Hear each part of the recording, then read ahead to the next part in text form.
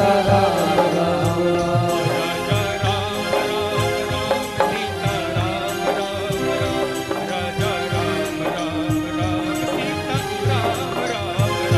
राजा राम राम राम सीताराम राम राम। राजा राम राम राम सीताराम राम राम।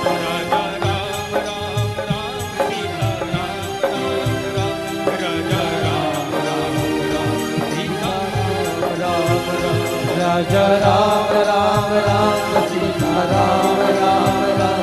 राजा राम राम राम सीताराम राम राम। राजा रामचंद्र भगवान की जय। तो कलयुग केवल नाम आधारा। इस कलयुग में जो है नाम के आधार पर ही परमात्मा को प्राप्त कर सकते हैं। जो तपस्या सतयुग में, द्वापर में, त्रेता में हजारों हजारों वर्ष करने से प्राप्त होती थी, वही तपस्या का फल कलयुग में कुछ क्षण भक्ति करने से, नाम संकीर्तन करने से ही प्राप्त हो जाता। जो कलयुग के गर्दन पर तलवार रखी थी उसको हटा लिया, अपने म्यान में रख लिया। कहा कि जाओ हमारे राज्य से चले जाओ और हम तुमको जीवन दान देते हैं। कलयुग ने कहा महाराज कहां पर जाएं?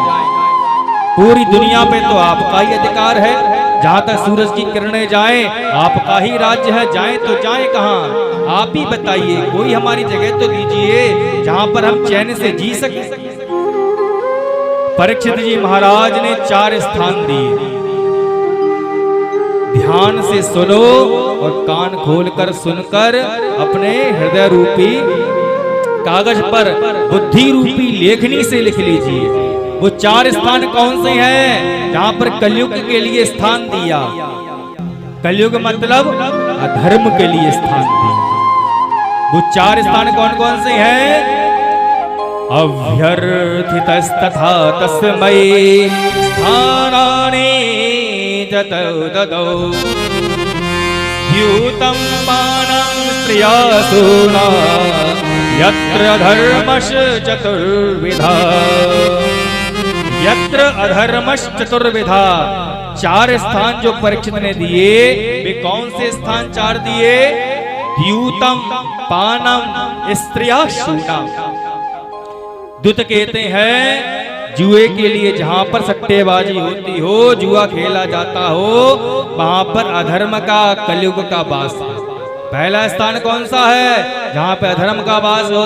कौन सा पहला स्थान कौन सा है? द्युत कीड़ा, जहां पर जुआ खेला जाता है, सट्टेबाजी करी जाती हो। अंग्रेजी की भाषा में समझो कसीनो। वो भी जुआ घर ही है, बड़ा जुआ घर है। दूसरा कौन सा स्थान? पानम, जहां पर मदिरा पान की जाती हो, जहां पर शराब पी जाती हो, वहां पर अधर्म का वास होता है। तीसरा स्थान कौन सा है? स्त्रियः शूना, जहां पर स्त्री पुरुष जो है शरीर को बेचकर अधर्म के मार्ग से धन कमाते हैं। और चौथा स्थान कौन सा है? कसाई घर, जहां पर बेवजह ही हिंसा की जाती है। इतना कहा, कलयुग ने कहा कि महाराज हमारी सकल काली कलूटी है, तो आपने 4 स्थान गंदे दे दिए। जुआ घर भी गंदा होता है, अच्छे घर का आदमी तो औरत तो वहां पे कोई जाएगा नहीं। तीसरा ठेका, ठेका समझ गए, जहां पर मदिरा पी जाती है, अच्छे घर के लोग वहां पे खड़े तक नहीं होते। पिए ना पिए बात अलग है, अरे भाई ठेके पे खड़ा था, लोग बदनाम कर देते हैं, वो भी गलत जगह है, वो भी आपने हमको दे दी। तीसरी जगह है जहां पर स्त्री पुरुष अपने शरीर को बेचकर धंधा करते हैं, वो भी जगह गलत होती है, कोई उस गली में जाता तक नहीं है। बदनाम गली में कौन जाए? कोई नहीं।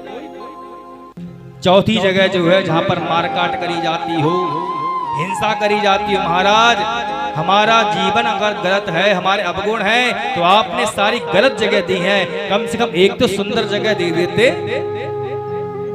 कलयुग के गुण पर रीझे हुए थे परीक्षित जी महाराज। तो 5वीं जगह कौन सी दी? जहां पर अधर्म का धन आता है, जहां पर अधर्म का सोना चांदी आती है, संपत्ति आती है। अधर्म की संपत्ति में हे कलिकाल, हे अधर्म, तुम्हारा वास होगा। तभी तो कहा गया, चाणक्य जी ने क्या लिखा, अन्याय उपार्जितम वित्तम 10 वर्षाणि तिष्ठति, प्राप्ते चैकादशे वर्षे समूलम तद विनश्यति। पाप की कमाई कर लो, चाहे कितनी भी चतुराई से, चालाकी से, दलाली से। पाप की कमाई की उम्र कितनी है? मात्र 11 वर्ष बताइए। प्राप्ते चैकादशे वर्षे, 10वीं वर्ष जब निकल जाएगी, 11वीं वर्ष जब प्रारंभ होगी, जो आपने पाप की कमाई करी है, झूठ बोलकर धन कमाया है, दलाली का रुपया खाया है, किसी विधवा के धन को हरण किया है, कीर्तन के नाम पर धन को इकट्ठा किया है, चोरी करी है, किसी अनाथ के रुपए का हरण किया है, किसी अनाथ के, किसी गरीब के, किसी दीन दुखी के, किसी विधवा के रुपए का आपने हरण किया है, दलाली का रुपया खाया है, तो 10 वर्ष तक रोक पाओगे। क्योंकि जिसका धन हरण किया है ना, उसके दुख भी आपकी तरफ पहुंच गए धन के माध्यम से।